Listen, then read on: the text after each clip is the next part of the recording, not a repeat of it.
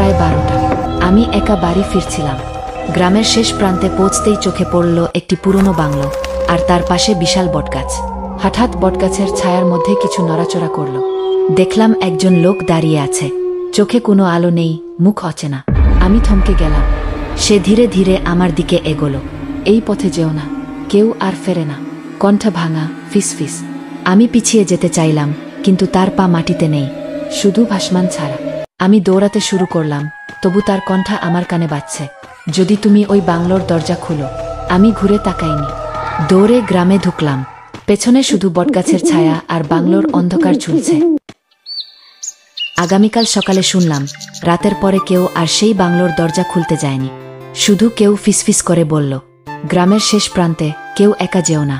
ওই বাংলোর দরজা খোলা মানে ফিরে আসার সমস্ত পথ বন্ধ। হ্যালো বন্ধুরা, প্রতিদিন এরকম ভিডিও পেতে চ্যানেলটি সাবস্ক্রাইব করুন।